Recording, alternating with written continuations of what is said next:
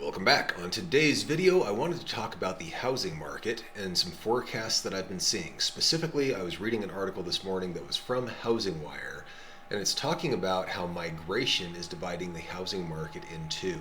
I've heard a few people, most notably Michael Zuber at One Rental at a Time, talking about a bifurcated mortgage market or housing market.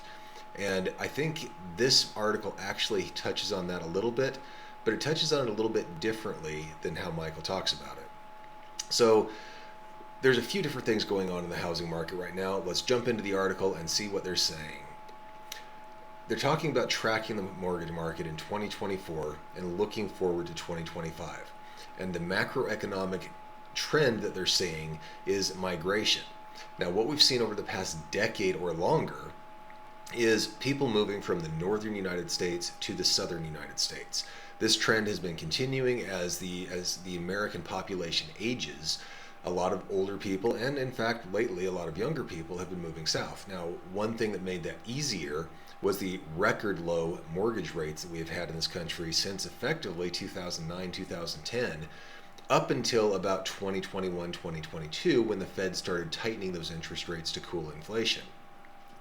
As the interest rates, and this is my opinion, as interest rates have increased, it made it increasingly difficult for people to find a lower mortgage or a lower housing situation in any market, as interest rates went from 2 to 3% up to 7% plus.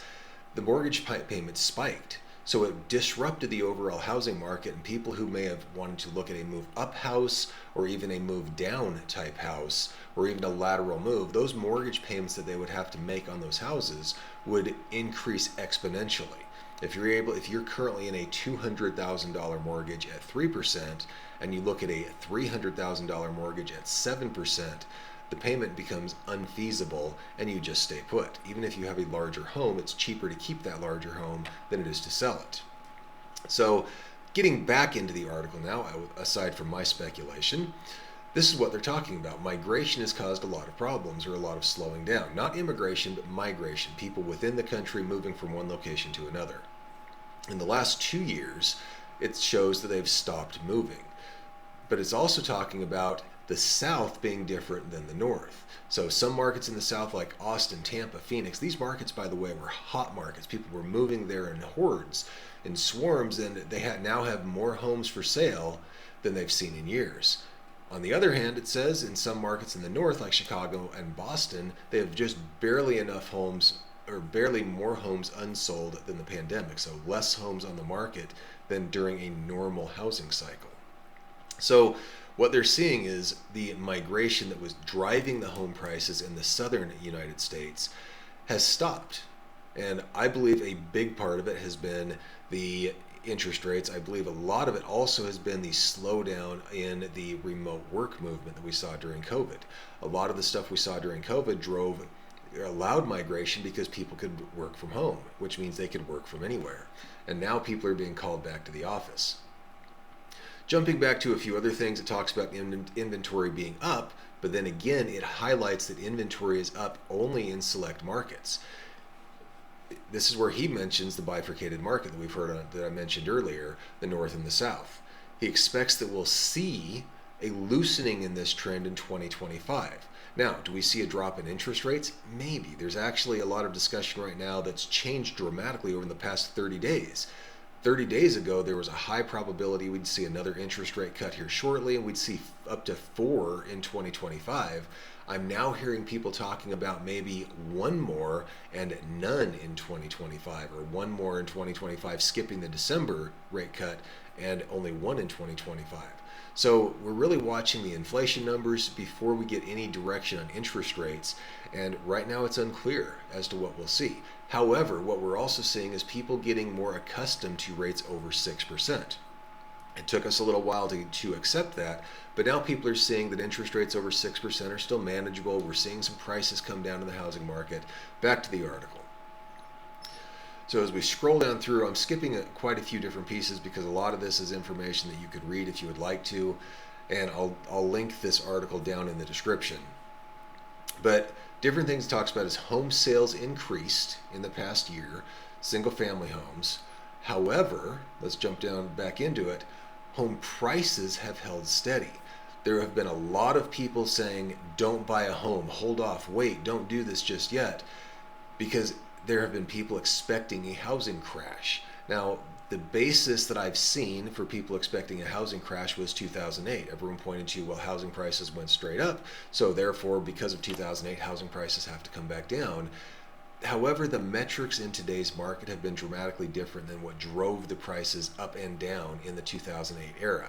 And we won't get too far into it, but one of the major catalysts that drove prices down after 2008 was there was a flood of homes hitting the market.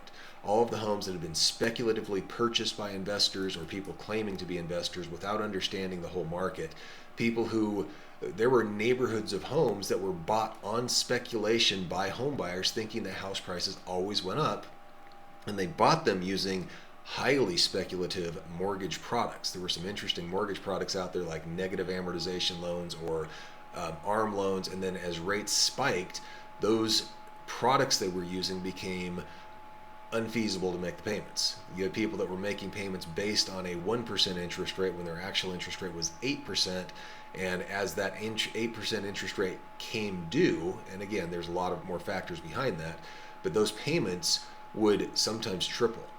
And now people had to make payments where there's no chance of cash flowing a property, and this was done on a large number of properties across the country. When they can't hold those, they all went back to the bank. So we had a wave of properties. We had several waves of properties come through in 2008. That hasn't happened in this cycle. In fact, most people, I believe it's over 90% of the people in the United States, have a fixed rate interest or a fixed interest rate. That's different than a lot of countries, but in the United States, people have really focused, the government is really focused, and lending institutions have focused on getting fixed rate debt on housing. So people that are holding on to houses have fixed rate debt. They're generally stable. They're not seeing a spike in payments by any means, and people are able to afford those properties. So we have not seen a wave of properties going into foreclosure, meaning we have not seen a wave of properties coming on the market. There's limited inventory, and therefore people are still either holding on to the assets they have if you're a seller, because you don't have to sell. You can usually rent them out and cash flow them. And on the buyer side, people still want to buy, so we don't have any catalyst for a great crash in housing prices, at least not yet. So what they said during 2024 is home prices held steady. They go a little bit into the median house price of $428,000, but then they also talk about, well, we've got this graph here and he explains it a little bit, but it talks about the seasonality of house prices. This upper line here, the darker red, is the median house price.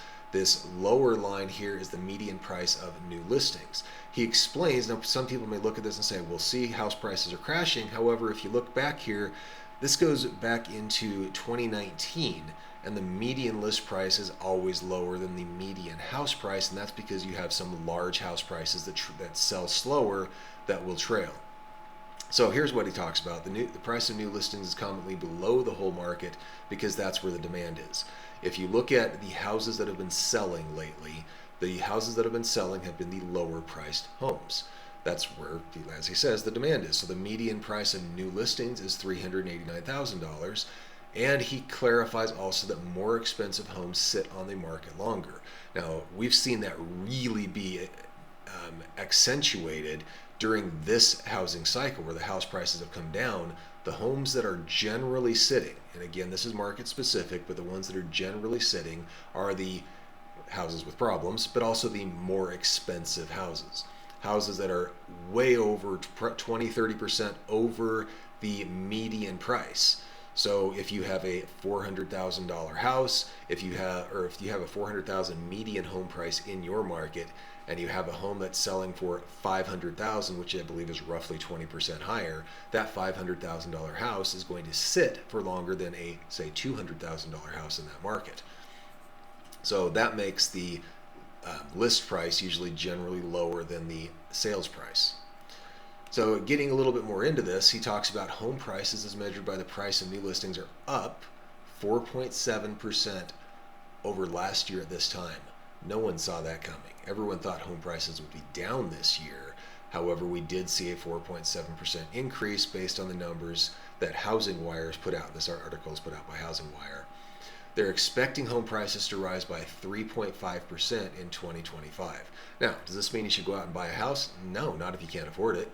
But if you are able to find a good deal, negotiate down, because it looks like a lot of people are negotiating down on deals right now, and get a price that works for you, get good fixed rate debt, it may not be a bad time to buy a home. We don't see any catalyst right now that's going to drive home prices down unless there's another influx of homes, something that creates a wave of new homes, that's unexpected inventory. That would be the only catalyst that would be able to drop home prices that I see at this time. Now, he does talk about price cuts decline. So he says that 38.9% of homes on the market have taken a price cut. That means that there are absolutely deals to be had for people who are well qualified, people that are able to close. Now, he also mentions that for homes sitting on the market, and this video is being recorded early December in 2024, he talks about homes sitting on the market. If the sellers are not withdrawing over the holidays, they're taking price cuts, or some of them are taking price cuts. And here's what we're seeing. There's a lot of people that are throwing homes on the market that are hopeful that they'll get their price. There's some people that have to sell, people that are in, say, a divorce situation or have to move for work or one of those issues. But there are also people that would sell if they got the price they wanted. For example, in my market, generally with rental units, you're seeing rental units sell on multifamily housing somewhere between about $80,000 per door, and this is on a multifamily unit. So you've got 10 properties. If they're selling for if you got 10 units in one multifamily property, if it's selling for $80,000 per door, it'd be selling for around $800,000. So we're seeing them sell for about $80,000 per door to about $200,000 per door on a very nice newer rental unit, that $200,000 upper end. There's one seller in our market that's trying to get over $560,000 per door on a what has historically been a short-term rental setup. It'll never cash flow. It is in no way worth that. And they put it out there. Now, they put it out for sale by owner. It looks like they probably have not consulted anyone to see if that is even realistic, but it's out there. We see that kind of stuff unfortunately happen. So they probably won't sell, unless they're willing to take a $400,000 haircut per unit, which would be a sizable chunk. They're not going to sell those units. However, when you have someone that's listing home very well, that's very competitive in the market, especially if it's in the $200,000 to $300,000 range, or even down in the $150,000 to $200,000 range on the low end home prices, these specific ones I'm talking about are in eastern Idaho. You can actually find homes around $200,000 in the market. They're going fairly quickly if they're in reasonable condition. So if you have a seller that is listing his home through the holidays, not pulling it off the market, and it's priced well, there's a good chance you can get a discount on that, because the other side of the coin is many buyers don't want to buy over Christmas or the beginning of the year. No one wants to move in winter when it's 20 degrees outside or at negative 20 degrees outside and snow on the ground. But if we go back up here to this chart that talks about the seasonality of home prices, you'll see here that these lines are January. And you'll see that around every January, home prices are getting towards their seasonal low, and after January is when it looks like they generally bottom. This has been very consistent since 2019, and I suspect if we go back further on the chart, we would see a very similar price trend. People that buy in about April, May, June generally get the peak points. People that buy in January, February generally are going to hit the low points. Now, everyone can find exceptions, so if we see some hate down in the comments below, that's probably why. So these are all trends that we're seeing in the market. Is it a good time to buy a house? Well, that depends on your individual situation and your individual market. The experts that I see generally recommend making sure that you're following the trend in your market before you buy. Look and understand your market. Look and understand what's happening out there. Do you want to use a real estate agent to represent you? Well, that depends on your level of expertise. If you understand the property, if you understand the market, you may not need a real estate agent to help you. However, a lot of real estate agents, especially if you can find a good one, and by good one, I mean one that is representing your interests, one that understands the market, one that understands how everything comes together, and they can walk you through the process. Sometimes a good agent can help you negotiate a better deal than you'd get on your own.